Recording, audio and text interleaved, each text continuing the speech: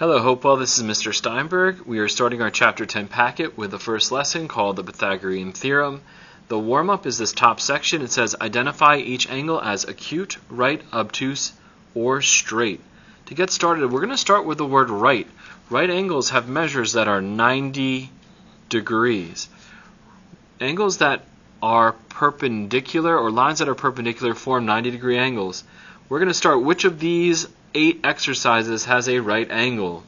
If you thought to yourself, number 5 and also number 7, these are right angles.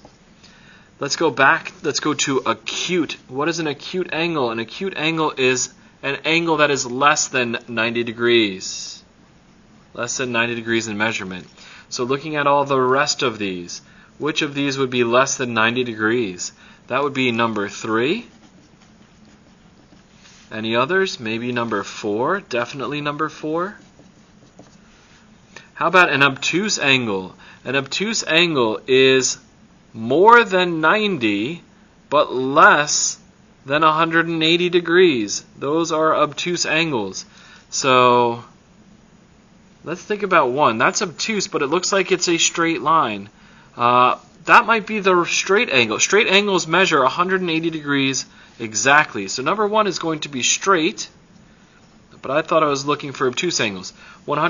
So anything less than 180, this angle that's marked by this curve, that is an obtuse angle.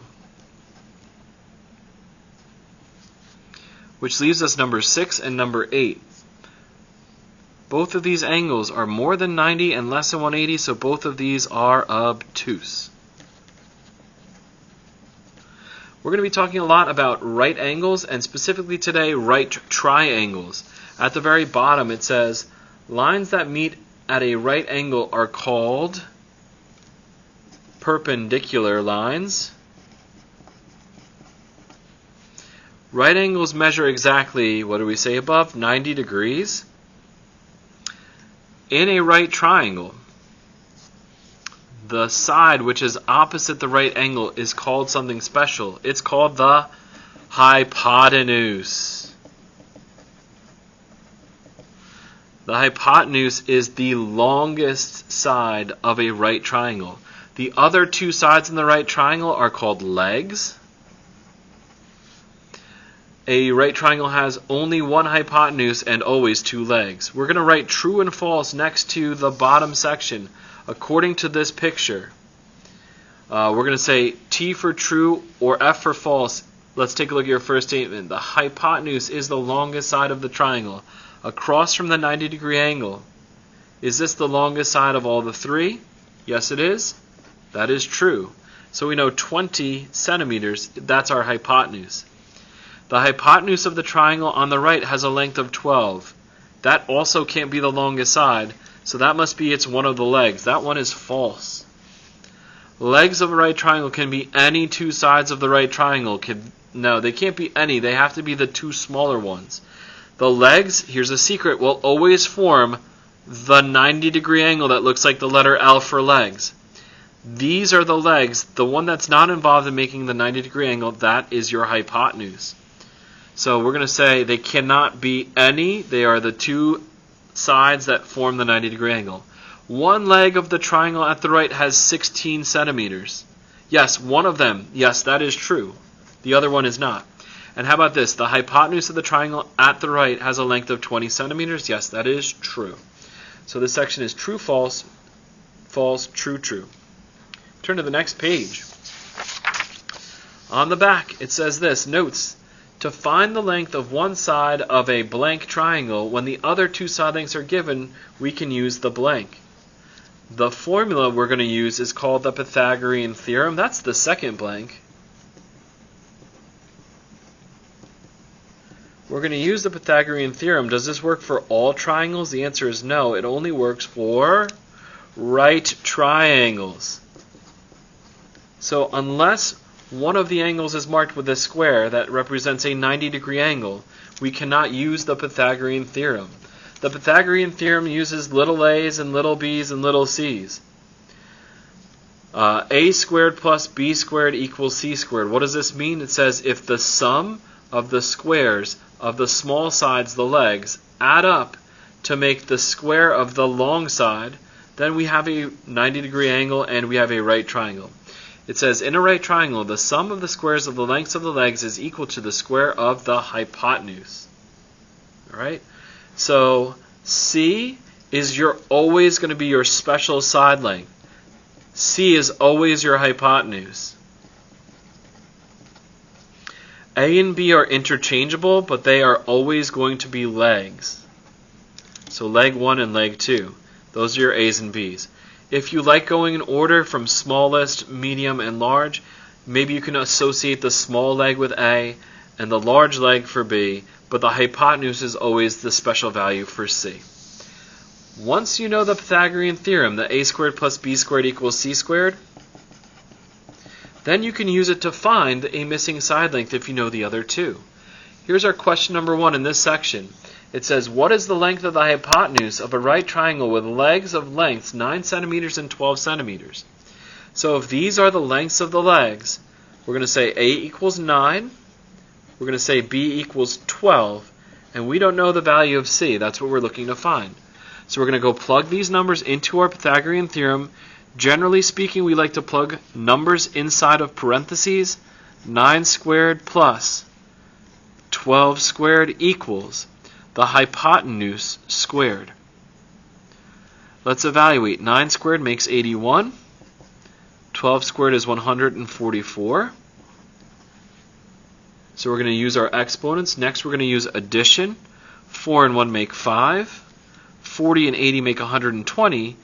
100 plus another 100 makes 200. So 225 equals c squared. What we did last chapter was to solve by square roots. We're going to square root both sides to make the c, to solve for c and get rid of the exponent. We're going to square root 225 on the left. We're going to square root the c squared on the right. And I'm going to remember what I did last chapter. Last chapter we always put a plus and minus in front of the radical. The square root of 225 is 15. So our two values for a possible length of a hypotenuse are positive 15 centimeters, and the other possible length is negative 15 centimeters. But what's wrong with that? Can a side length of a triangle ever be negative? The answer is no. So the length of the hypotenuse is only one of those answers. Only one of those makes sense. This hypotenuse is going to be 15 centimeters only. So let's make a note.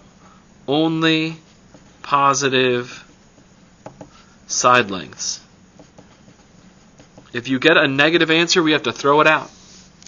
At the very bottom, find the length of the missing side for each triangle. All right, let's take a look at letter A. We're given a 5 and a 12. These form the 90-degree angle. That means these are legs. We're looking for the length of the hypotenuse. We're going to do 5 squared plus 12 squared equals c squared. We're going to plug that into our Pythagorean theorem. 25 plus 144 equals c squared. I can't square root yet. I have to add first. 4 and 5 make 9. 40 and 20 make 60. 169 equals c squared. We are going to square root both sides. The square root of 169 is 13. It's also positive and negative 13. It's also both. However, we know that the side length can only be one of those answers. Only positive lengths make sense. So the hypotenuse is 13. What's the unit? 13 centimeters. Our next exercise, we're giving two side lengths. These sides form the 90-degree angles. That means they're A and B. And we're looking for a C, our hypotenuse. Let's do 6 squared plus 9 squared equals c squared. We have 36 plus 81 equals c squared. Combined together, 1 and 6 make 7.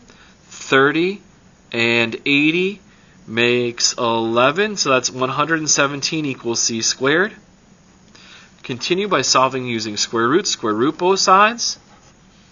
So the square root of 117 equals c. Now what did we also learn how to do last chapter? Last chapter we learned how to simplify a radical, so we're going to still need to know how to do this.